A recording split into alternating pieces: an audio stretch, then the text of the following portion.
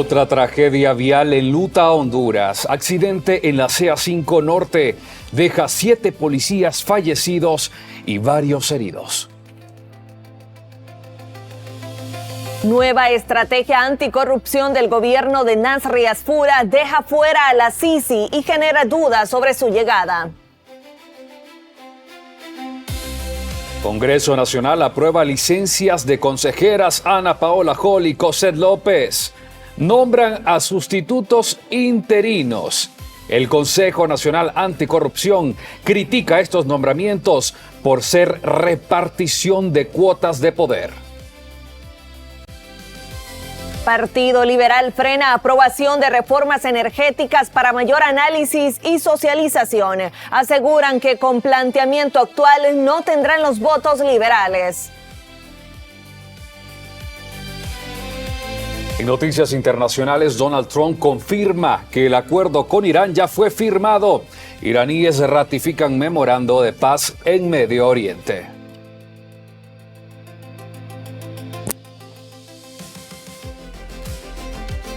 Buenos días, Honduras. Bienvenidos a la primera emisión de noticias de ICN News. Y comenzamos con las informaciones. Al menos 7 agentes de la Policía Nacional fallecieron y varios más resultaron heridos este miércoles tras un accidente de tránsito ocurrido en el sector del Rodeo Comayagua. El percance involucró un autobús policial, una rastra y una grúa en el kilómetro 51 de la carretera CA5. Según las autoridades, los policías regresaban hacia El Paraíso después de recoger nueva indumentaria policial en Comayagua cuando ocurrió el choque. Equipos de socorro trasladaron a los heridos a distintos centros asistenciales, mientras varios permanecen en condición delicada. Las investigaciones preliminares indican que el vehículo pesado habría impactado al autobús policial, aunque las causas exactas continúan bajo investigación. El conductor de la rastra fue requerido por las autoridades, mientras la Policía Nacional expresó sus condolencias a las familias de las víctimas y anunció acompañamiento institucional para los afectados. Gracias por esta sintonía en ICN Noticias por la Mañana. Vea usted en lo que ha sucedido este día miércoles, que ha enlutado a la Policía Nacional y también a las familias de las personas que han sido víctimas de esta tragedia. Los oficiales respondían en este caso a los nombres de Delmis Espinosa, Kaylin Benavides, Esmelín Herrera, también Adonis Vallecillo, Nelson Sosa, Xiomara Zúñiga y Dulce Suárez. Ellos son los rostros de las personas que lamentablemente han perdido la vida en esta tragedia.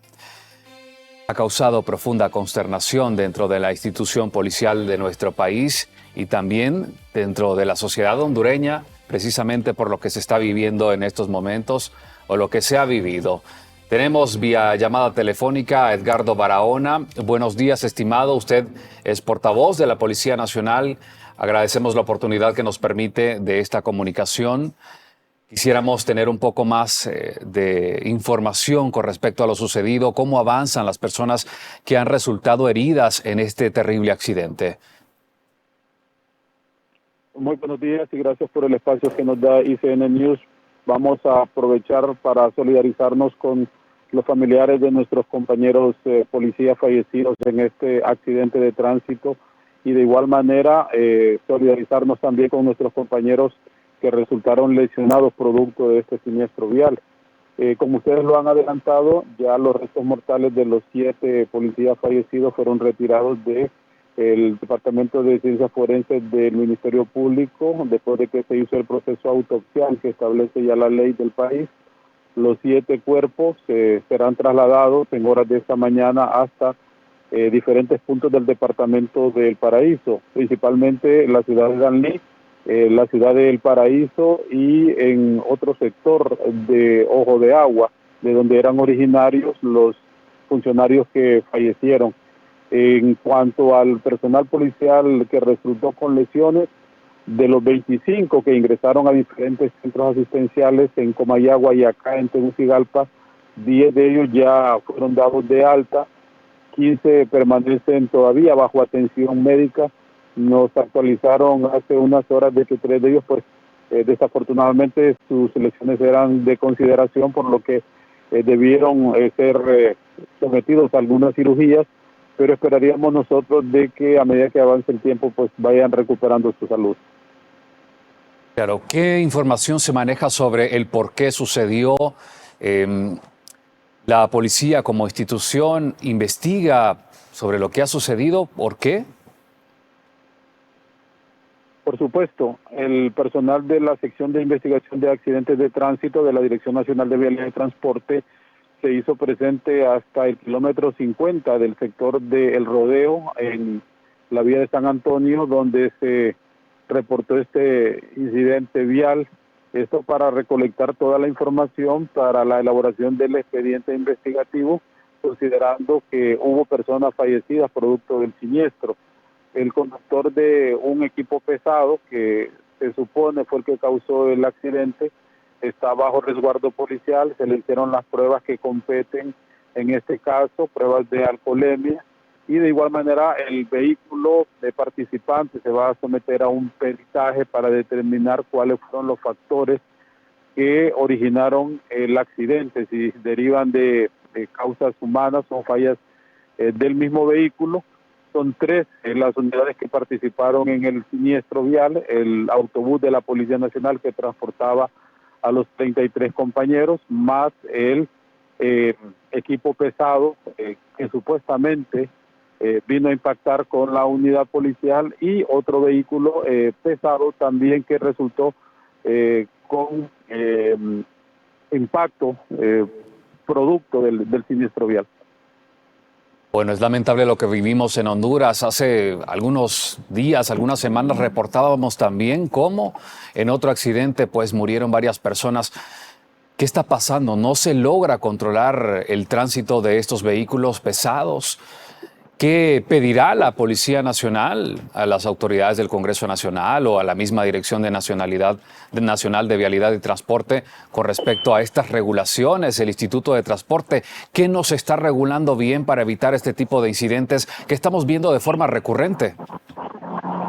Bueno, el señor secretario de Seguridad, el comisionado general, don Gerson Velázquez Aguilera, que incluso él estuvo hasta horas de la madrugada de este día acompañando a los familiares de nuestros compañeros policías, en sus intervenciones hablaba sobre la importancia de poder ser más drásticos en las regulaciones sobre la circulación de vehículos, sobre todo los equipos pesados, considerando de que las vías de nuestro país no son de alta velocidad, o la necesidad de hacer una inspección más rigurosa y más frecuente de estas unidades para garantizar que todas aquellas que transitan por los ejes carreteros de Honduras cumplan con las normativas físico-mecánicas necesarias para evitarse estos hechos.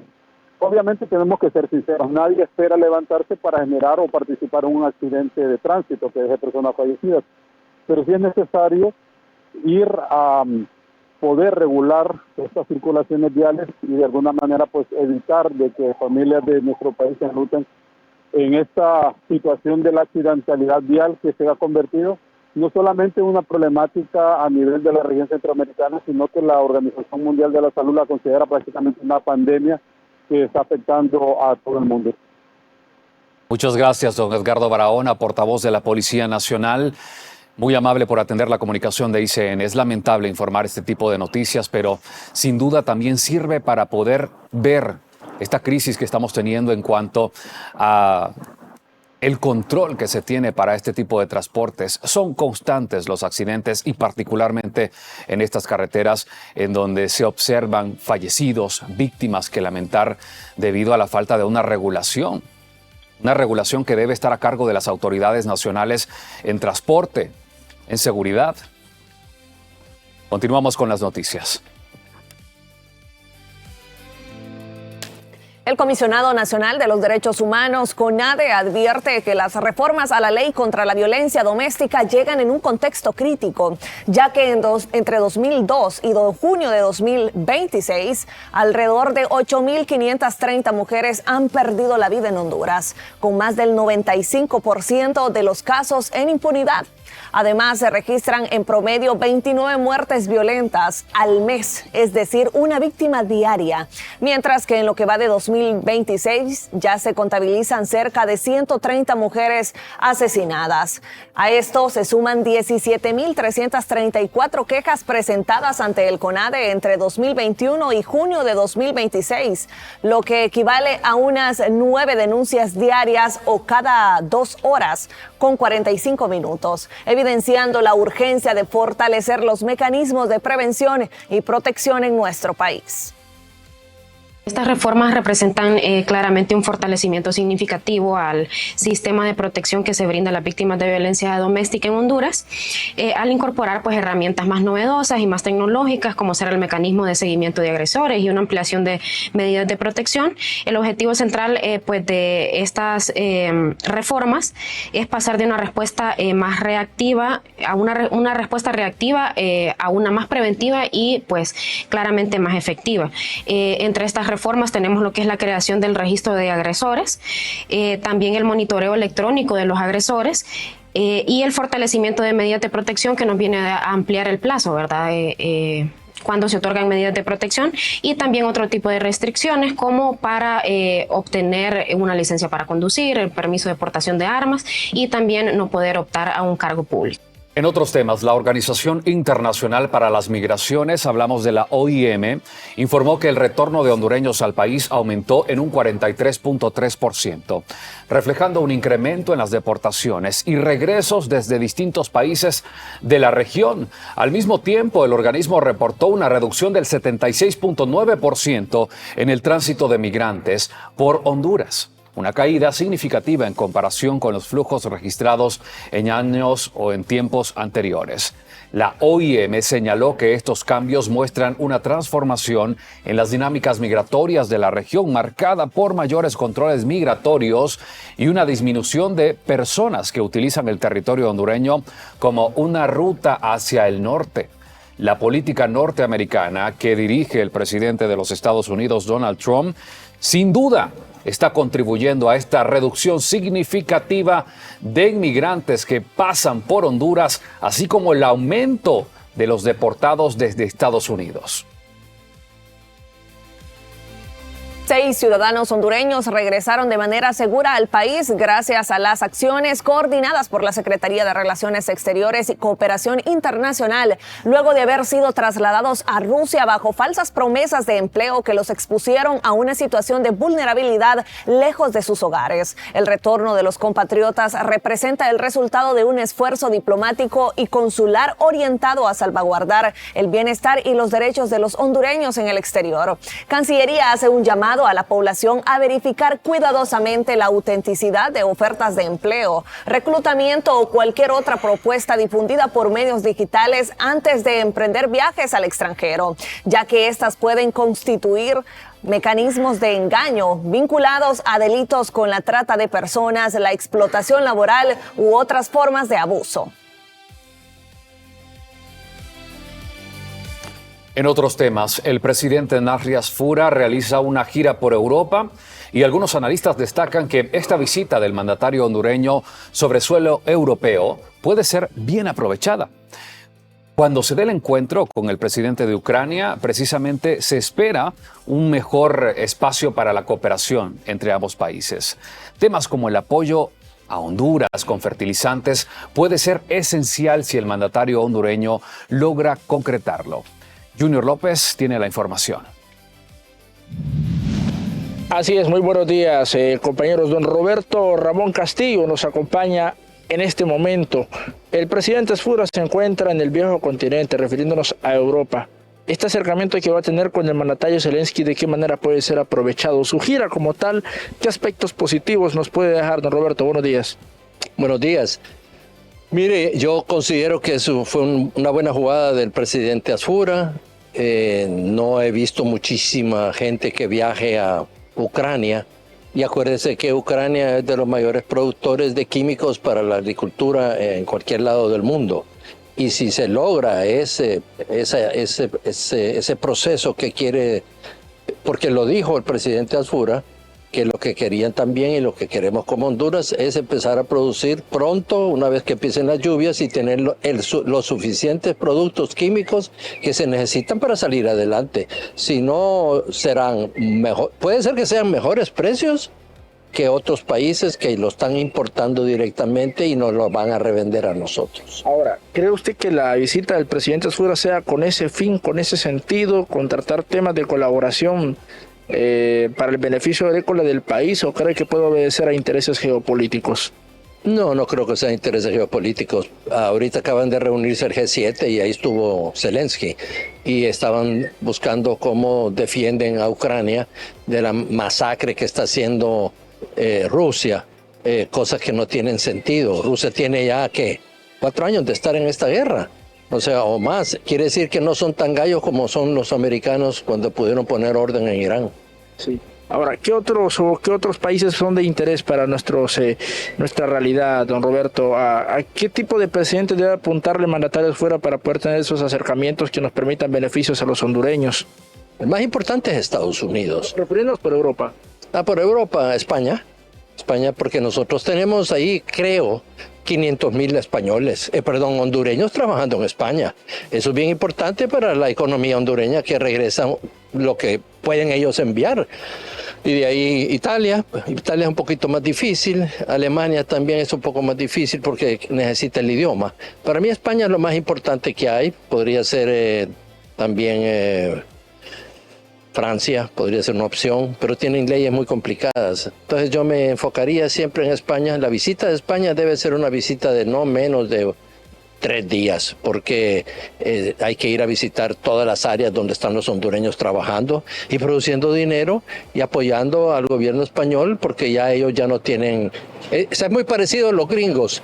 Ya la gente que está ahí, el local, ya a ellos no les gusta trabajar. En cambio, a nosotros nos gusta trabajar y es una necesidad trabajar. Muchas gracias, don Roberto Ramón Castillo, esta mañana con nosotros a través de la señal de ICN Noticias. Con ustedes nuevamente.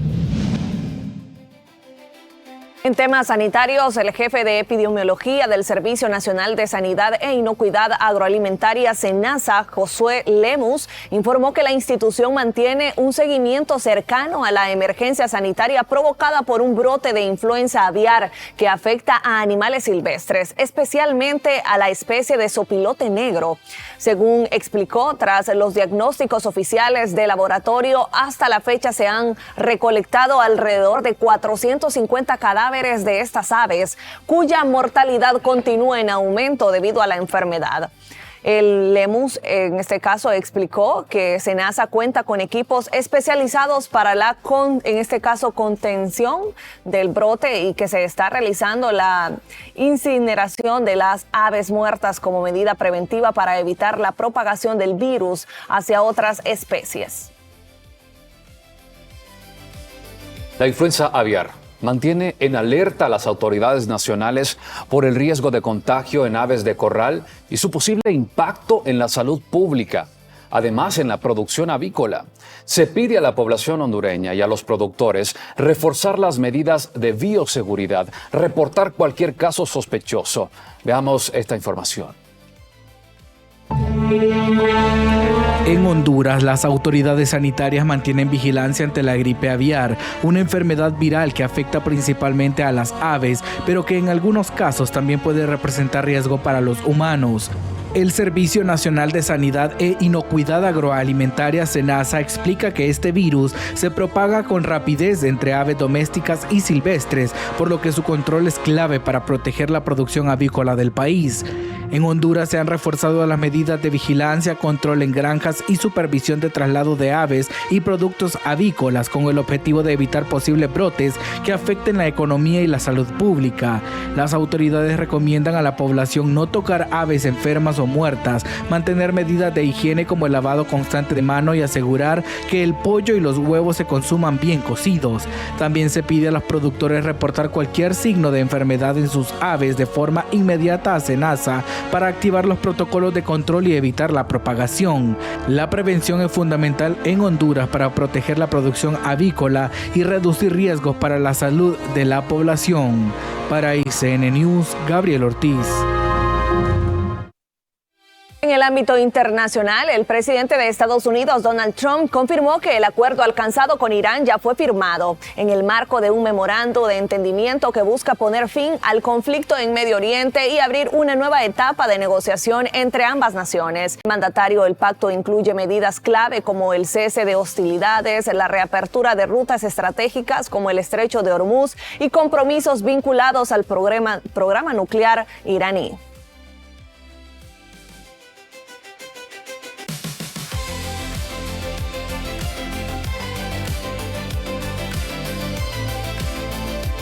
También Irán ratificó el memorando de entendimiento alcanzado con Estados Unidos para avanzar hacia un acuerdo de paz en Medio Oriente con el objetivo de poner fin al conflicto que comenzó el pasado 28 de febrero. El documento también fue firmado por el presidente iraní Masoud, según confirmó la Cancillería de ese país. También el acuerdo contempla el cese de las hostilidades, la reapertura del Estrecho de Hormuz para la navegación comercial y el compromiso de Irán de no desarrollar armas nucleares bajo la supervisión internacional. Además, ambas naciones buscarán negociar un tratado definitivo en los próximos 60 días.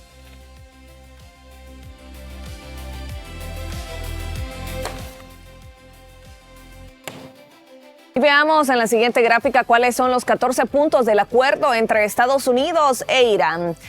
Entre los acuerdos está el cese inmediato y permanente de las hostilidades en todos los frentes, incluyendo el Líbano, el compromiso de respetar la soberanía e integridad territorial mutua, también negociar un acuerdo final en un plazo máximo de 60 días, el fin del bloqueo naval estadounidense y la apertura del comercio marítimo en 30 días. También está la garantía de paso seguro de buques comerciales en el Estrecho de Hormuz.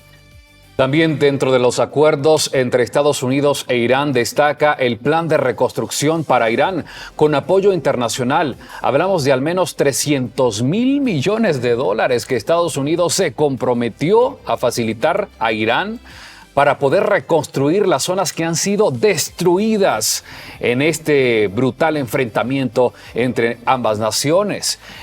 El levantamiento progresivo de sanciones de Estados Unidos y organismos internacionales para Irán, así como Irán en este caso reafirma que no desarrollará armas nucleares y permitirá esta supervisión del organismo correspondiente precisamente para evitar que se dé este tipo de armas. También otro de los puntos de los acuerdos a destacar es el mantenimiento del status quo durante la transición hasta el acuerdo final, autorización de exportaciones de petróleo iraní mediante licencias temporales, la liberación y desbloqueo de fondos y activos iraníes congelados, así como la creación de un mecanismo conjunto de supervisión del acuerdo, el inicio formal de negociaciones para este acuerdo final bajo un cumplimiento progresivo de los puntos claves. Este acuerdo final será respaldado por una resolución del Consejo de Seguridad de Naciones Unidas.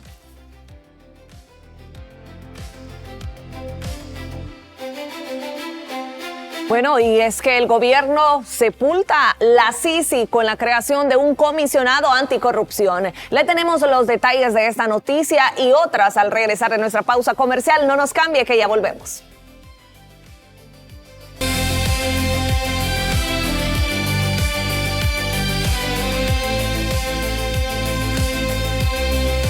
La reciente aprobación de la Estrategia Nacional de Transparencia y Lucha contra la Corrupción ya genera cuestionamientos desde sectores especializados. Escuche bien, desde el Consejo Nacional Anticorrupción señalan que ellos desconocían el proceso de construcción de este documento. Advierten que una política pública de esta naturaleza debe surgir de un proceso amplio de consulta y validación desde diferentes sectores. Con la creación de esta estrategia, el gobierno nacional sepulta cualquier oportunidad para que se concrete un acuerdo con Naciones Unidas y se instale una comisión internacional contra la corrupción e impunidad en Honduras. El gobierno de Honduras aprobó la Estrategia Nacional de Transparencia y Lucha contra la Corrupción 2026-2030 y creó la figura del Comisionado Presidencial para la Transparencia, una nueva instancia adscrita a la Casa Presidencial que tendrá la responsabilidad de coordinar e impulsar las acciones del Estado en materia anticorrupción. La medida fue oficializada mediante un decreto ejecutivo publicado en el Diario Oficial La Gaceta y establece que el comisionado será nombrado directamente por la Presidencia de la República. Entre sus funciones destaca la coordinación de instituciones vinculadas a la transparencia, así como la gestión de cooperación técnica con organismos internacionales. La estrategia se fundamenta en 3 ejes: prevención e integridad pública, coordinación interinstitucional y fortalecimiento de los procesos de investigación y recuperación de activos. Además, contempla la creación de un mecanismo nacional para articular esfuerzos entre distintas entidades del Estado. Sin embargo, uno de los aspectos que más llama la atención es que el decreto no incluye ninguna referencia a la Comisión Internacional contra la Corrupción y la Impunidad en Honduras, CICI, una de las principales promesas planteadas durante la campaña electoral. De esta manera, la estrategia entra en vigor sin contemplar la instalación de este mecanismo internacional en el país. En un decreto publicado en la Gaceta, el Ejecutivo oficializó la Estrategia Nacional de Transparencia y Lucha contra la Corrupción. El plan se sostiene en 2 componentes: la creación de un comisionado presidencial y un mecanismo nacional de coordinación. Sin embargo, lo que Casa Presidencial promueve como un avance técnico para ordenar la administración pública fuera del gobierno genera dudas. Ha llamado poderosamente la atención observar que se ha tomado por el Consejo de Ministros la aprobación de un PCM que contiene una estrategia de la cual no habíamos tenido conocimiento del proceso de construcción de dicho documento y mucho menos si el mismo fue socializado. Para poder realizar este tipo de trabajos que corresponden a políticas públicas de un Estado, necesariamente se debe seguir una metodología que conlleva fases. Espinal advierte además que la nueva estrategia gubernamental modifica la ruta de la justicia internacional en el país, al dejar de contemplar de manera práctica el establecimiento de un mecanismo independiente. Observamos que ya no se contempla de manera práctica el establecimiento de un mecanismo con los matices de lo que se ha venido discutiendo durante años, que es una CICI. Se crea, creo que, otro tipo de mecanismo u otro tipo de acciones para tratar de abordar dicha circunstancia. Por su parte, analistas jurídicos recuerdan que por mandato constitucional, las funciones de persecución penal siguen siendo exclusivas del Ministerio Público, por lo que el nuevo comisionado funcionará únicamente como un enlace técnico. Este comisionado o este mecanismo o esta política de lucha contra la corrupción en ningún momento va a funcionar como un agente de tribunales y el artículo 3 lo dice claramente. Entonces, ¿qué es lo que se está indicando? Que lo único para lo que va a servir es para crear una política de prevención y de seguimiento contra la corrupción, para que los órganos operadores de justicia puedan hacer mucho más eficientes. También enfatizan que el éxito de este nuevo modelo preventivo no dependerá de las leyes aprobadas, sino de los mensajes y directrices que el propio Ejecutivo aplique de forma estricta dentro de su gabinete de gobierno. No son suficientes las leyes, hay que aplicarlas y para eso hay que dar un seguimiento a los órganos jurisdiccionales que tanto están cumpliendo de manera objetiva y puntual, investigando los casos de corrupción y sancionándolos. Expertos señalan que más allá de crear nuevos mecanismos, se debe dotar de capacidad e independencia al Ministerio Público, Tribunal Superior de Cuentas y demás órganos de control para resultados concretos. Para ICN News, Patricia Carías.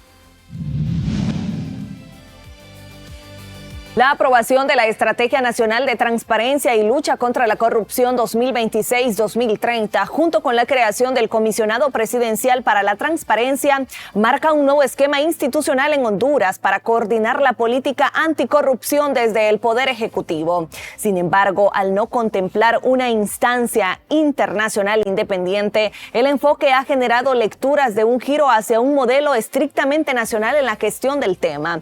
En ese contexto, la ausencia total de la Comisión Internacional contra la Corrupción y la Impunidad en Honduras dentro del decreto ha sido interpretada como un indicio de que su instalación podría quedar descartada o al menos relegada en la agenda gubernamental. Esto contrasta con los compromisos previos asumidos en materia anticorrupción, donde la CICI era presentada como un pilar central. El nuevo esquema apuesta por fortalecer la coordinación entre instituciones ya existentes y por la cooperación con organismos internacionales, pero sin facultades de investigación penal ni un mecanismo externo como independencia operativa. Bajo este diseño, la lucha anticorrupción queda concentrada en estructuras internas del Estado, lo que alimenta la percepción de que la llegada de la CICI pierde vialidad en el corto plazo. A criterio del diputado liberal Francis Cabrera, cualquier herramienta que venga a transparentar procesos será bueno para nuestro país. Cualquier herramienta que venga a transparentar un proceso, que venga a establecer con claridad quién es una persona, que establezca de dónde provienen sus recursos y que establezca su historial, eso es bueno para el país. Queremos que cualquier funcionario tenga una hoja de vida limpia y que se pueda observar, y que cualquier capital que se pueda invertir en el país se sepa de dónde viene y cuál es su procedencia. Bueno, el día de ayer se aprobó la ley de beneficiario final. Es una ley que busca establecer quiénes son los dueños de capitales extranjeros en el país, establecer a quién le pertenece, de dónde viene ese dinero y hacia cuál es el destino que va dirigido, para transparentar que este dinero no venga de un lugar ilícito o que se pueda prestar para una actividad ilícita. El exmagistrado del Tribunal Superior de Cuentas, Roy Pineda, considera que mecanismos internacionales como la MASI dejaron buenos resultados en el país y que la llegada de la CICI podría fortalecer la lucha contra la corrupción. También señala que las instituciones deben reforzar sus sistemas de auditoría interna. Siempre es bueno ver los antecedentes, el caso de la MASI. La MASI dejó escuela, dejó un legado que fue el fortalecimiento de la investigación científica, de la prueba de parte del Ministerio Público.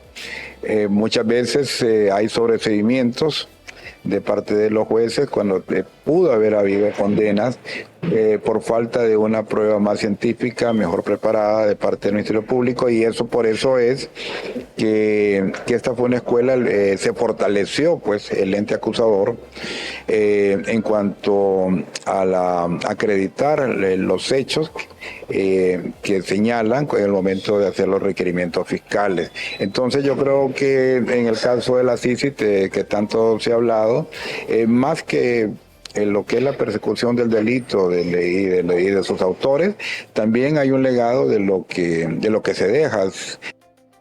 En otros temas, el Congreso Nacional aprobó ayer miércoles, escuche muy bien, aprobó las licencias solicitadas por las consejeras en el CNE, Cosette López y Ana Paola Hall. A partir de ahora, ellas dejarán temporalmente sus cargos para asumir funciones diplomáticas en el servicio exterior en el actual gobierno del presidente Narri Asfura. Escuche bien, como sustitutos interinos, es decir, temporales, fueron nombrados Eduardo Fuentes, quien hasta ayer era comisionado de la Unidad de Política Limpia y antes de eso formaba parte como miembro o un empleado de alta confiabilidad en el Consejo Nacional Electoral con un alto cargo. También se eligió a Aixa Zelaya, quien asume en este caso funciones de consejera propietaria en el CNE. Eduardo Fuentes fue nombrado para reemplazar a Cosette López del Partido Nacional y a Aixa Zelaya para reemplazar a la consejera Ana Paola Hall del Partido Liberal. Mientras dure la licencia de ambas funcionarias, ellos serán los encargados de controlar el Consejo Nacional o CNE. Esta medida tendrá vigencia precisamente por un año, según lo que aprobó el Poder Legislativo.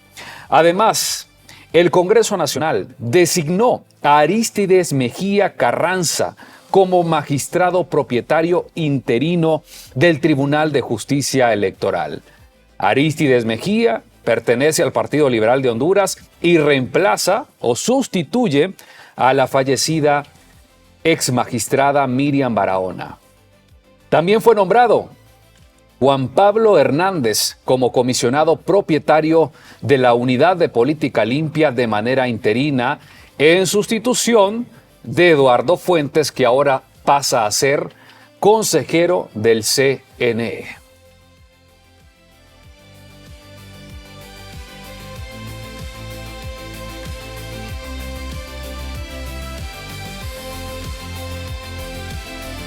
Y sobre este permiso otorgado a las consejeras y los nuevos nombramientos de autoridades electorales, escuchemos al diputado Antonio Rivera. No, ellas la pusieron al final abierta. Ellas decidieron al final y hay que respetar la decisión de ellas. ¿De qué fue? Que ellas pueden regresar en cualquier momento.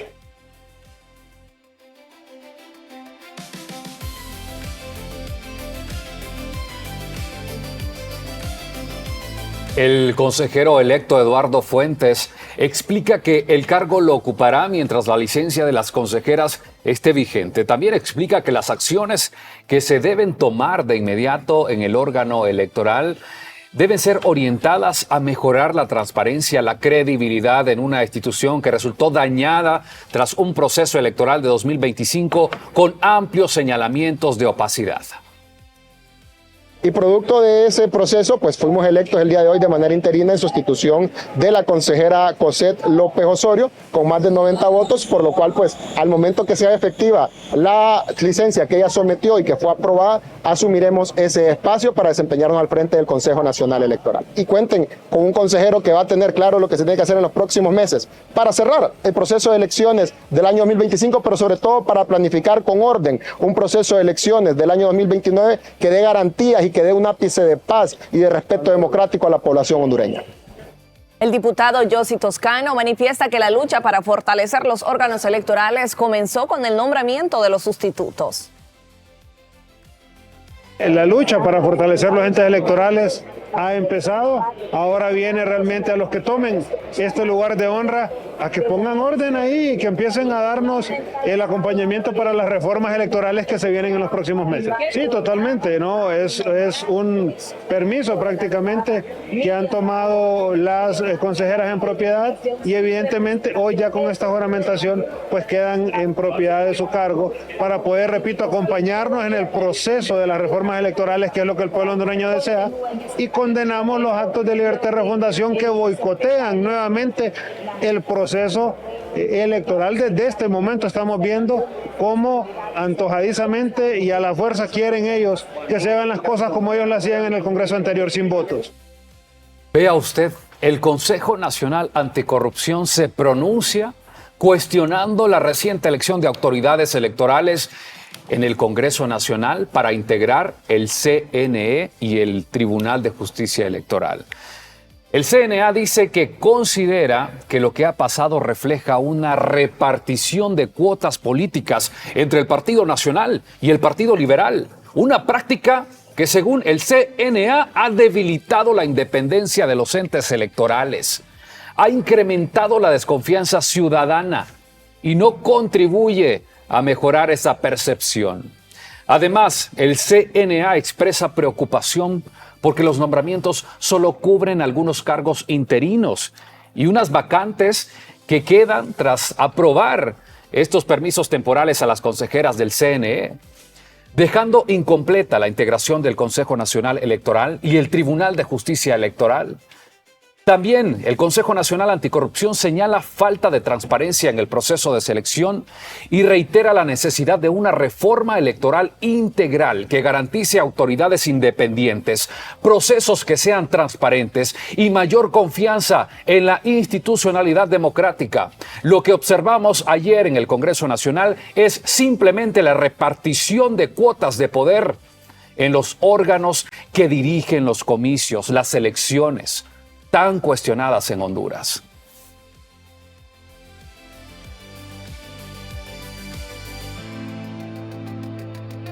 Sin embargo, no todo fue color de rosa anoche en el Congreso Nacional. Fuera la racha, corearon diputados de la bancada del Partido Libertad y Refundación durante la sesión en la que se conocieron las solicitudes de licencia presentadas por las consejeras del Consejo Nacional Electoral, José López y Ana Paola Hall, quienes dejarán temporalmente sus cargos para asumir funciones diplomáticas en el Servicio Exterior hondureño. La oposición reaccionó señalando que estos nombramientos representan una recompensa del bipartidismo a ambas funcionarias por su supuesta participación en el proceso electoral de noviembre de 2025, al que califican como un fraude electoral. El ambiente en el hemiciclo estuvo marcado por consignas y señalamientos entre las distintas fuerzas políticas.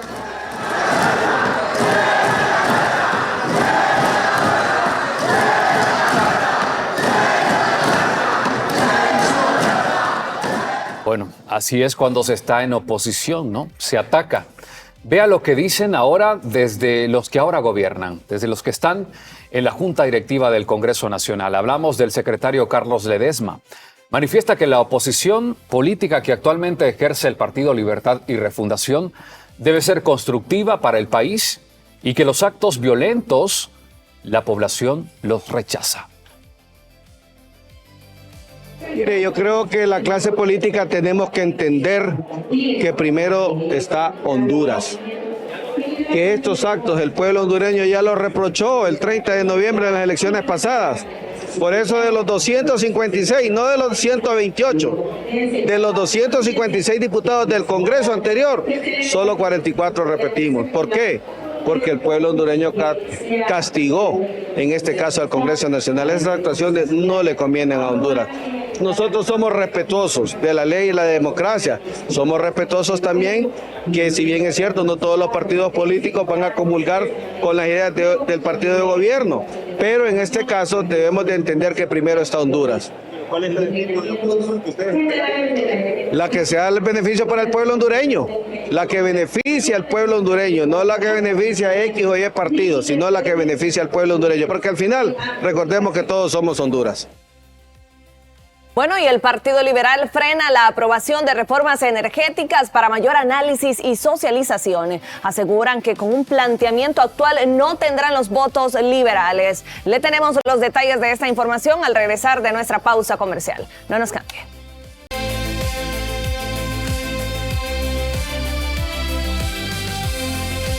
Gracias por continuar informándose con nosotros. Esto es ICN Noticias por la Mañana. El Congreso Nacional decidió aplazar la votación de las reformas a la ley del sistema eléctrico, debido a que todavía no existe consenso entre las distintas bancadas políticas. Según informó el secretario del Legislativo, Carlos Ledesma, la bancada del Partido Liberal solicitó más tiempo para analizar esta iniciativa, consultar con diversos sectores antes de tomar una decisión. Ledesma señaló que el proyecto busca modernizar la Empresa Nacional de Energía Eléctrica, NE, y rechazó que las reformas impliquen una privatización de la estatal. Por su parte, el presidente del Congreso, Tomás Zambrano, había advertido que la discusión podría retomarse después del receso legislativo mientras continúan las negociaciones para alcanzar acuerdos entre los diputados. Precisamente anoche la bancada del Partido Liberal se opuso a la aprobación de las reformas al sector energético del país porque encontraron elementos que les levanta sospecha, es lo que explica el diputado Yuri Sabas. Lo que he venido diciendo yo ya días, ocupa más socialización, mayor claridad, no se puede apoyar algo que todavía no tiene claridad, porque hay mucha gente que anda jugando política con el tema. Por ejemplo, Libre se quiere posicionar como redentores. Ellos acaban de ser gobierno, hicieron una compra directa de energía, la más cara en muchísimos años, se les dio dinero para la transmisión y no lo invirtieron. Entonces ellos no tienen la altura moral para hablar del tema del ENE. El tema del ENE no es un tema político, es un tema técnico. Pero yo esa ley tal cual está, no la apoyo. Y quedó demostrado el día de hoy que el Partido Liberal fue firme. No porque Libre patalea como niño queriendo imponer las cosas a la fuerza, sino porque no está clara la ley a favor del pueblo hondureño. Y nosotros vamos a hacer lo que le conviene al pueblo hondureño. No lo que le conviene a un partido que esté haciendo campaña con este tema, sino lo que le conviene al pueblo hondureño. Que no exista privatización, que no se desgrane el ENE, que no aumente los costos para la población y que no sea afectada al final la estabilidad. Yo no quiero que el ENE se convierta en un Hondutel más, un cascarón que no aguantó cuando entraron los privados al sistema. La bancada del Partido Liberal no está de acuerdo con diferentes puntos de esta reforma al sector energético, por lo que anoche evitaron que se diera esta votación. Los diputados aseguran que no tienen prisa para aprobarla porque lo importante es que se haga de manera correcta. Bueno, este es un segundo debate. Yo creo que esto, sea que nosotros estemos de acuerdo, no siempre va a pasar. El tema ya es el tercer y último debate que nosotros los liberales estamos planteando muchos cambios, varios cambios en el tema de la ley. Y si no se hacen esos cambios, pues la bancada no va a apoyar este proyecto. Bueno, hay muchos, digamos, en los temas de la CRE, digamos, no se está tomando en cuenta el colegio de químicos, ingenieros de químicos, mecánicos eléctricos. Se le está pidiendo a la universidad que sea veedora de ese proceso, cuando la universidad pues no creemos que sea lo conveniente. Hay otras muchas cosas que son de fondo, lo de las empresas, sociedades anónimas, eso no nos da buena espina a nosotros los liberales y nosotros queremos que cambien esa manera. Y el Partido Liberal no tiene prisa en apoyar esta ley. Tienen prisa los nacionalistas o el presidente, pero nosotros los liberales, así como está la ley, no la apoyamos.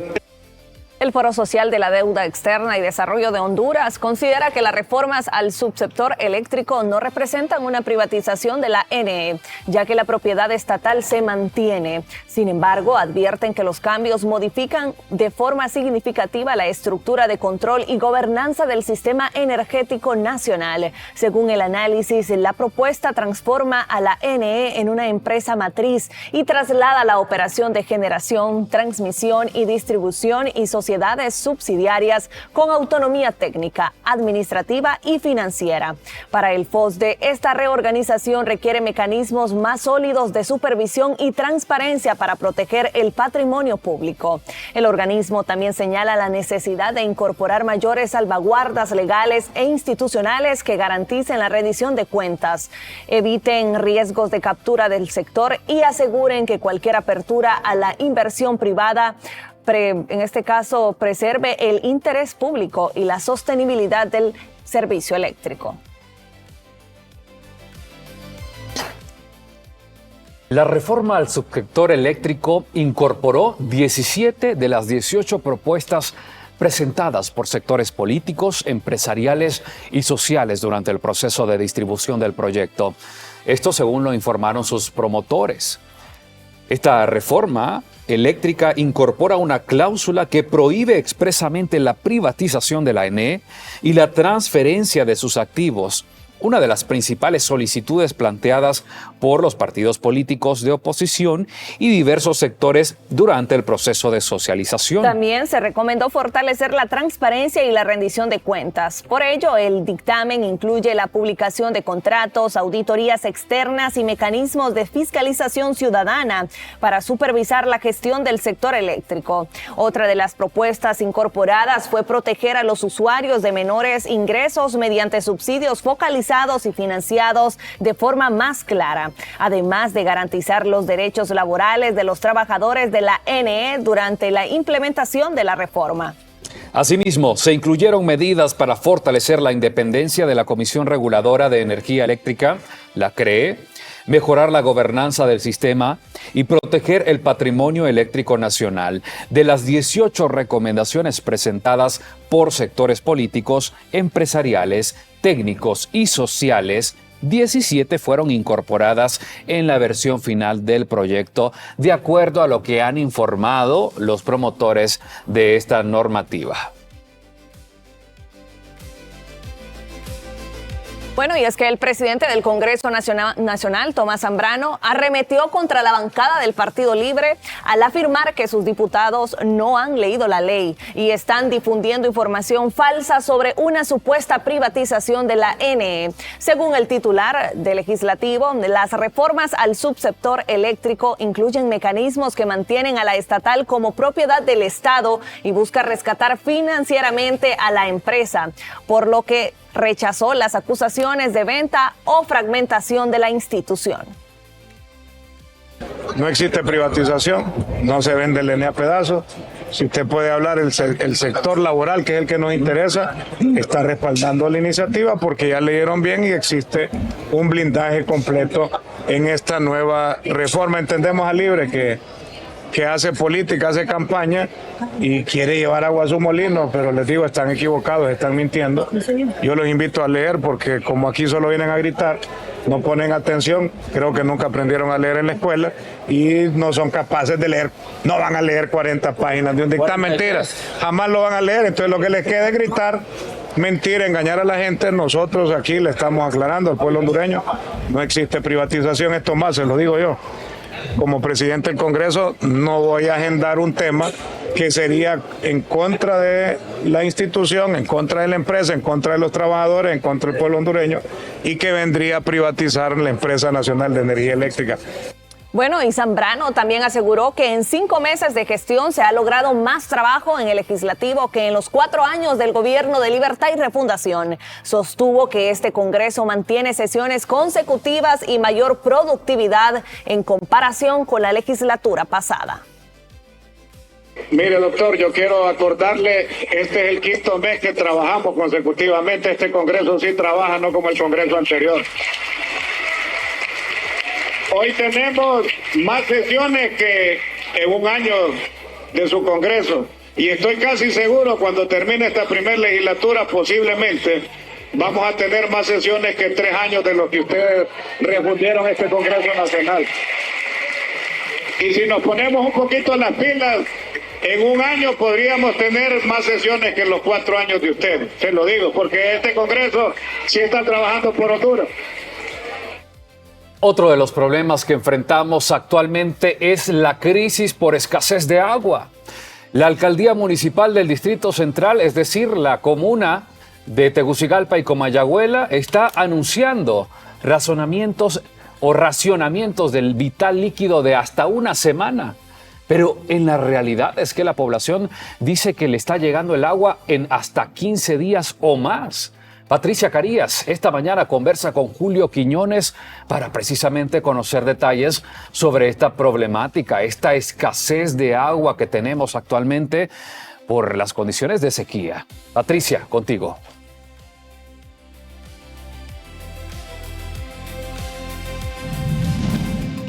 Y justo para hablar acerca de este tema y también comprender más qué es lo que está pasando en el Distrito Central, en cuanto a la distribución de agua, está conmigo el ingeniero Julio Quiñones. Además, la alerta y el llamado que hacen a la población hondureña con este cambio que ha habido en los datos estadísticos.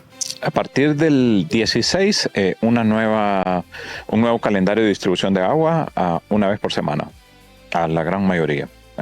A toda la ciudad. Sumamente importante el cuidado de este vital líquido. Las represas, hemos tenido precipitaciones en este mes de junio, importantes, la verdad, pero la represa Concepción no ha sido favorecida con estas lluvias. El 18 de mayo estábamos en un 45% de su capacidad en el embalse. Hoy estamos a 39%, o sea, ha venido en un descenso permanente y todo indica que podría seguir de la misma manera. Laureles es la que ha logrado un poco de recuperación, estaba en 37, ahora está en 38, pero su recuperación porcentual solo es 1, significa que la mayor cantidad de agua que ha caído en el embalse la hemos consumido. Teniendo como referencia que Laureles es 3 veces más pequeña que Concepción. Ahí la cantidad de agua que se abastece es mucho menor que la que genera Concepción. ¿Y qué sigue?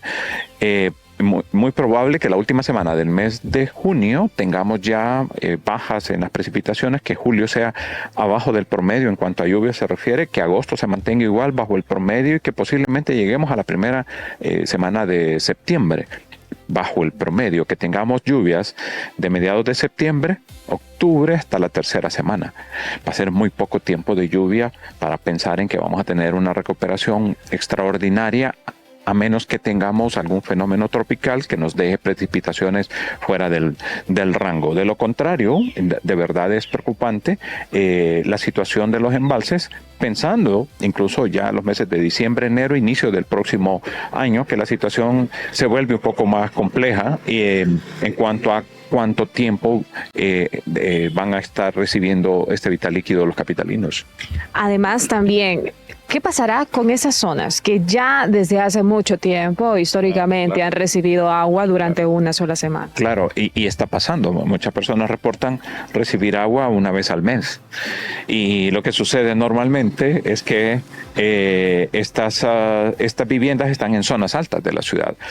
Entonces, cuando se hace la distribución de agua, las que están en las zonas bajas son los primeros en recibir, en llenar sus recipientes. Quienes tienen pilas, cisternas, lo que sea, son los primeros en llegar. Entonces, a estos que viven en las zonas altas casi siempre o son los últimos o no les llega este vital líquido por lo mismo, porque todo el mundo en las partes bajas está llenando. Entonces, eso es preocupante, lo cual estamos abasteciendo con el envío de los camiones cisterna, que la idea es poder contar con por lo menos unos 90 camiones cisternas para poder estar haciendo esta distribución durante el tiempo que sea necesario. ¿Qué pasará desde la alcaldía municipal? ¿Qué proyecciones tienen en cuanto a esta sequía que se viene o que hemos estado experimentando también a lo largo de este año? Claro, y ya no podemos pensar solo en las represas.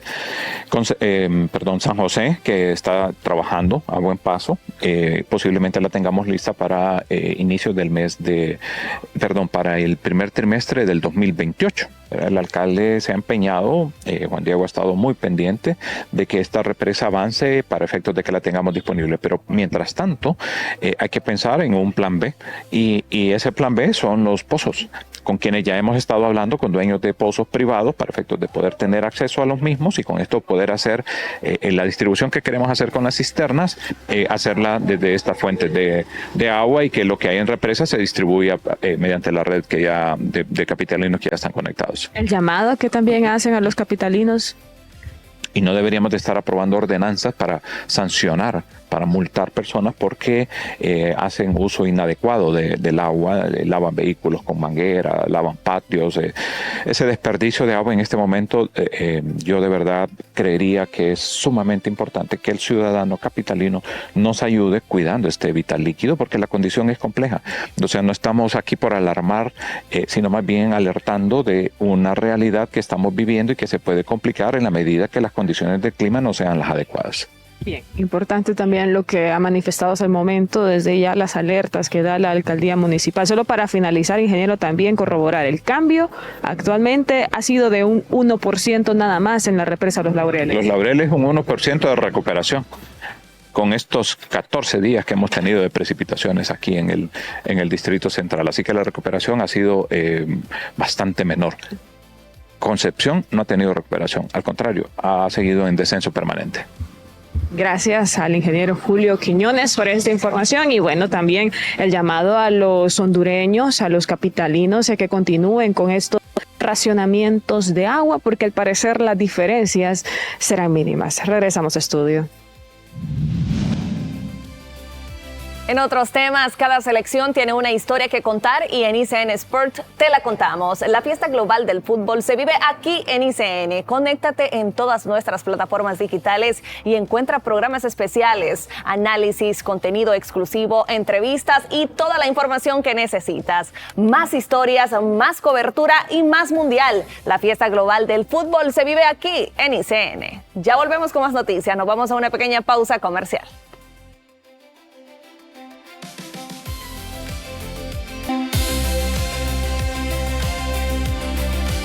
Gracias por continuar informándose con ICN Noticias por la Mañana. En directo nos enlazamos con la periodista Ana Murillo. Conversa esta mañana con Jaime Rodríguez, analista, Y precisamente lo hace sobre lo que acaba de pasar en el Congreso Nacional.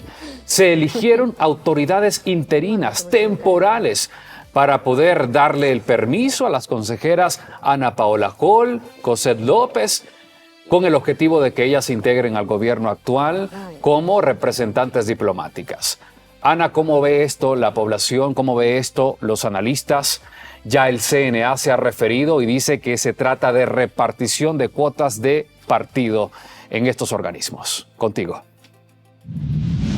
Bien, muchas gracias, Soto. Así es. De hecho, es un pensamiento común en unísono con lo que ha manifestado el CNA en la repartición de cuotas por parte del Partido Liberal y el Partido Nacional. Esto que ha sucedido en esta apresurada elección de los interinatos en el CNA. Abogado, ¿qué opina sobre esto?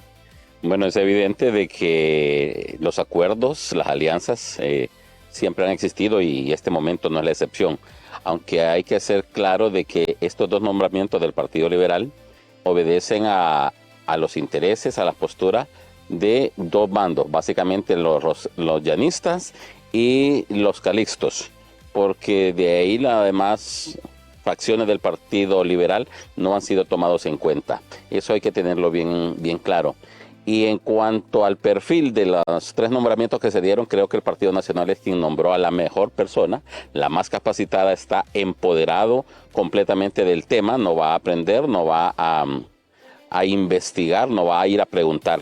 En el caso de la joven, bueno, de la señora Aixa, desconoce la temática, va a tener que ir a aprender, a estudiar, a preguntar. Y en el caso del señor Aristides, él estuvo en una institución muy distinta a lo que es un tribunal de impartición de justicia electoral.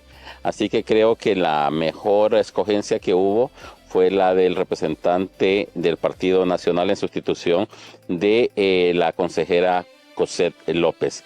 Y bueno, vamos a esperar el desempeño que puedan tener, que no es mucho.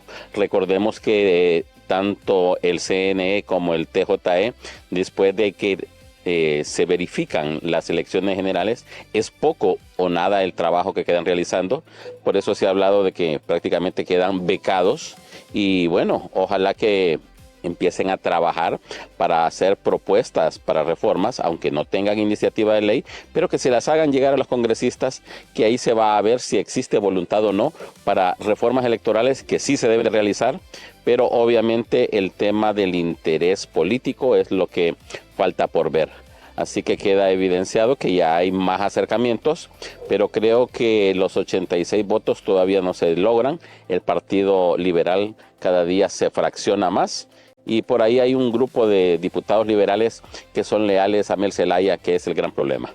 Abogado, deja también mucho disgusto el que se hayan elegido de manera tan rápida esos interinatos. Sin embargo, todavía se están dando largas para poder elegir a los propietarios que vendrían en sustitución de Mario Morazán y también de Marlon Ochoa. Esto a causa de falta de consensos a lo interno del Congreso Nacional. ¿Qué opina usted sobre esto? Bueno, recordemos que para los nombramientos de estas personas no se ocupaba básicamente un tema de mayoría calificada. En ese sentido, pues el sustituir ahorita temporalmente a las dos consejeras no era nada complicado. El tema se va a dar para los nombramientos ya definitivos cuando se ocupa esos 86 votos. Y repito, el Partido Liberal está fraccionado.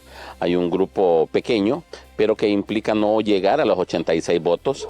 Y por ahí, pues si hay alguna motivación adicional, si hay factores exógenos que incidan para estos nombramientos, obviamente se han dado anteriormente y ojalá que el tilín no vuelva a aparecer en lo que es la política actual. Abogado, ¿cuál es su análisis?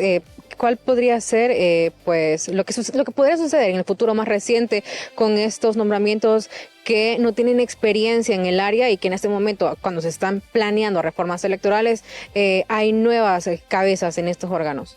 Bueno, hay que tener bien claro que estos nombramientos son eminentemente políticos. En ese sentido, el nombramiento que ha habido ahorita, aunque sea temporal, este caballero tiene vasta experiencia. Él era la mano derecha de Cosette, conoce bien la institución. Las demás personas, pues, que se nombren, habrá que ver qué tipo de experiencia podrían llegar a tener.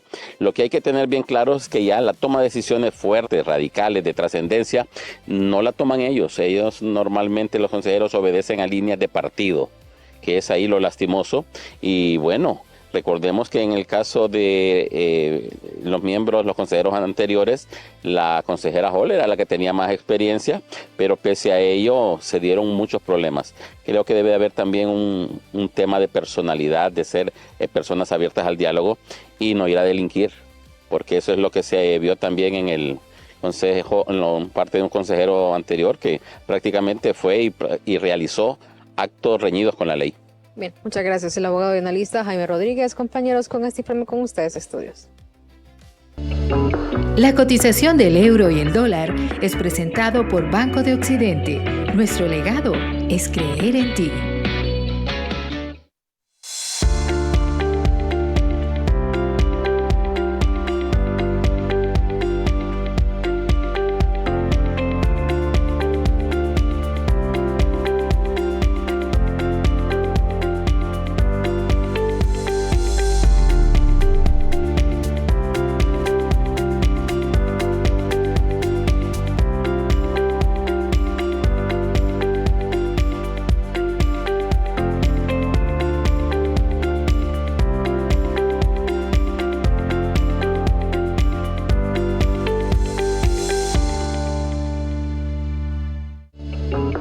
La cotización del euro y el dólar fue presentado por Banco de Occidente. Nuestro legado es creer en ti.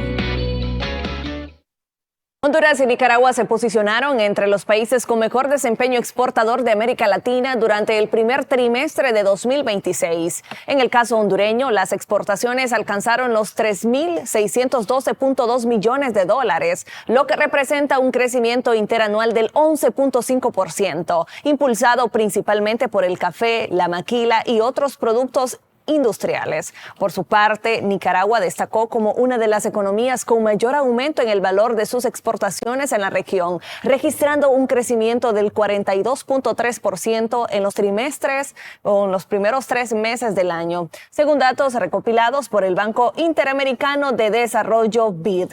El dinamismo de ambos países refleja una recuperación del comercio exterior centroamericano y una mayor demanda de productos en los mercados internacionales.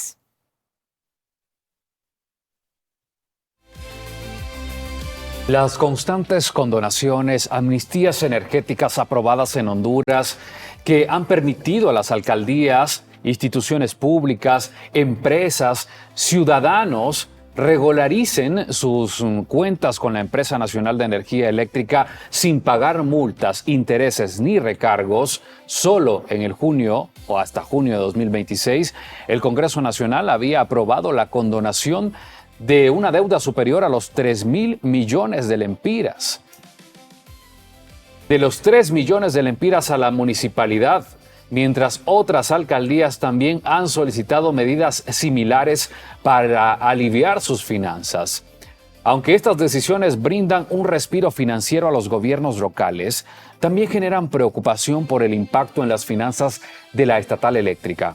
La ANE arrastra una deuda que ronda los 8.500 millones y 9.000 millones de lempiras, según estimaciones del sector energético. Y recientemente, de acuerdo a lo que se ha informado, se tuvo que colocar bonos por 2.200 millones de lempiras para obtener liquidez y hacer frente a sus compromisos. Algunos expertos señalan que la amnistía o este tipo de amnistías pueden incentivar la recuperación parcial de pagos atrasados, pero también advierten que las condonaciones recurrentes podrían debilitar la cultura de pago y afectar los ingresos de la empresa estatal.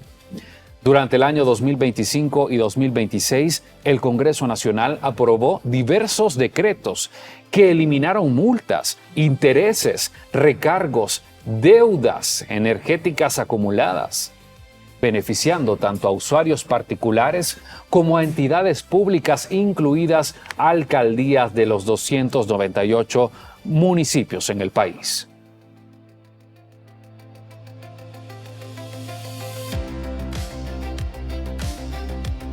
El exsecretario de Finanzas, Marcos Minense, manifiesta que el Estado se tendría que hacer cargo si las alcaldías no pagan la deuda con la NE.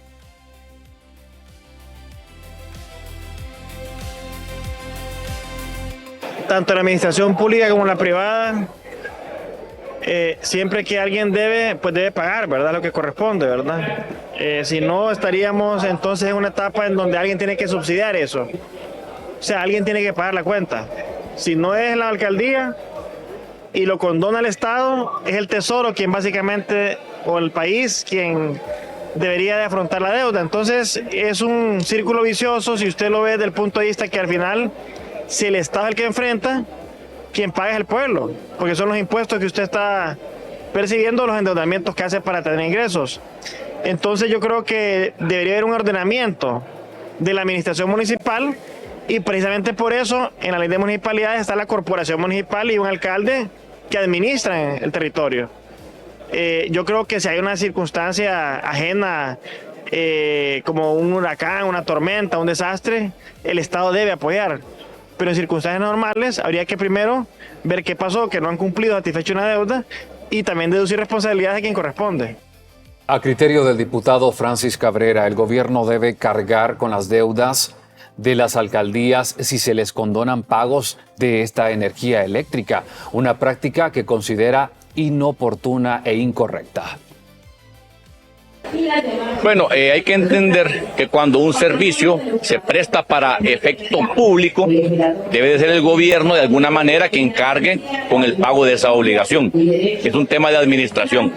Lo que sí es cierto es de que al día de hoy hay muchas empresas gigantescas en Honduras que le deben al Estado de Honduras en concepto de energía eléctrica, y para empezar no tenemos certeza de cuáles empresas son y cuáles son los montos, y eso debe de ser un dato público para que se cobren esas deudas.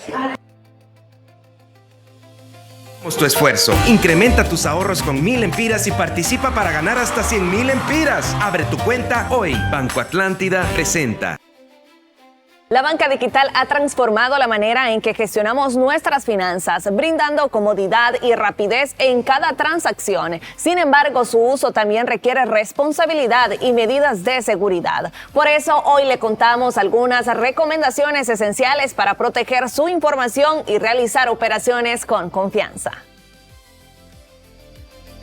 El uso de tarjetas de crédito se ha vuelto parte esencial de la vida financiera, pero muchos usuarios cometen errores que pueden generar deudas difíciles de controlar. Uno de los más comunes es pagar únicamente el mínimo mensual, lo que aumenta los intereses y prolonga la deuda. Otro error frecuente es no revisar los estados de cuenta, lo que impide detectar cargos indebidos o fraudes. También es común exceder el límite de crédito, afectando el historial financiero. Expertos recomiendan utilizar la tarjeta solo para gastos planificados y no como ingreso adicional. Además, es importante conocer la tasa de interés y las fechas de corte y pago. Una buena educación financiera puede evitar problemas a largo plazo y mejorar la salud económica personal. Revisar periódicamente el estado financiero ayuda a mantener control y evitar endeudamientos innecesarios a largo plazo.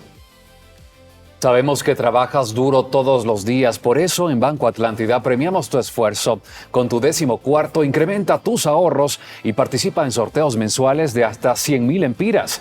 Si aún no tienes tu cuenta, ábrela hoy. Somos más de 5 millones de lempiras, o son más de 5 millones de lempiras en premios. En Banco Atlántida, tu esfuerzo está seguro. Incrementa tus ahorros y participa para ganar hasta 100,000 lempiras. Si aún no tienes tu cuenta, ábrela hoy. Son más de 5 millones de lempiras en premios. Banco Atlántida presentó. Hacemos una pequeña pausa comercial. Enseguida regresamos con más noticias. No nos cambie.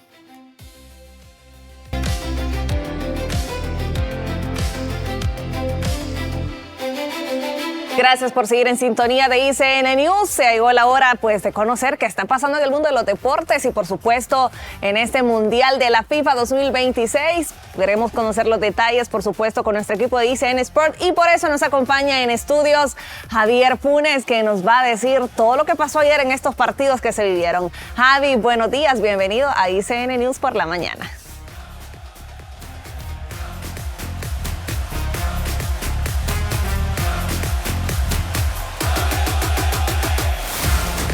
Muy buenos días, compañeros. Es un gusto para mí estar en esta mañana acompañándolos a ustedes y a toda nuestra audiencia de ICN News por la mañana. Pues sí, ayer tuvimos una actividad bastante interesante en el fútbol y es que debutó otra de las favoritas a llevarse esta copa. Estoy hablando, obviamente, de Portugal, quien se enfrentaba a la República Democrática del Congo y la verdad dejó muchísimo que desear, no solo para mí, sino para todos los que apoyaban a esta selección al empatar 1-1 ante República Democrática del Congo, una selección que es la primera vez que juega esta copa bajo el nombre del Congo. Recordemos que antes se llamaban Zaire. Empató con goles de Joao Neves, ni siquiera apareció la máxima figura que era la que todo el mundo estaba esperando. Cristiano Ronaldo se tuvo que ir de este partido sin goles, a diferencia de quizás otras contrapartes que iban teniendo. Sin lugar a dudas, esto enciende todas las alarmas en Portugal. No es el fin del mundo, pero muchos de los jugadores que habían estado mencionando, como Vitinha y Nuno Méndez,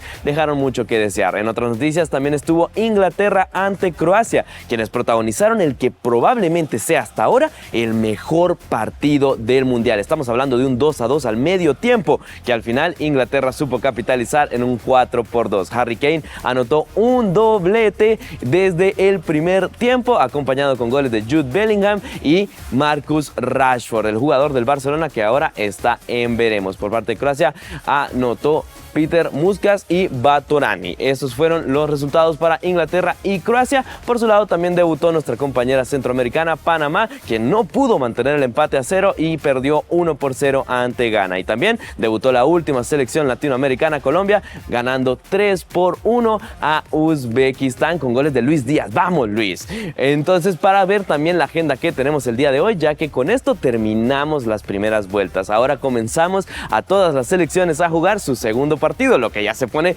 todavía más interesante. Ya vamos a tener selecciones eliminadas y selecciones clasificadas a partir de hoy. Comenzamos esta agenda con Chequia, Sudáfrica a partir de las 10 de la mañana. Después continuamos con el Suiza, Bosnia y Herzegovina a la 1 p.m.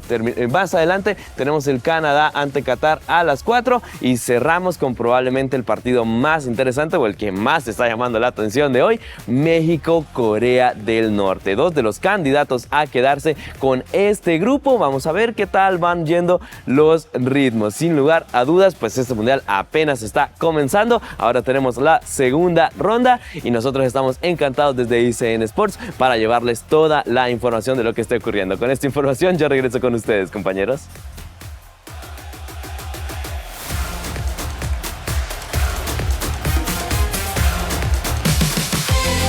Hemos llegado al final de esta emisión informativa. Queremos agradecer la oportunidad que nos ha permitido de ingresar hasta sus hogares, informarse con nosotros y bueno, le invitamos a que continúe en sintonía de la programación de ICN. Así es, Carlos. En punto de las 7:30 comienza Más Conscientes con Oscar Estrada. Las noticias en ICN News no se detienen, así que siga en sintonía. Que esté muy bien.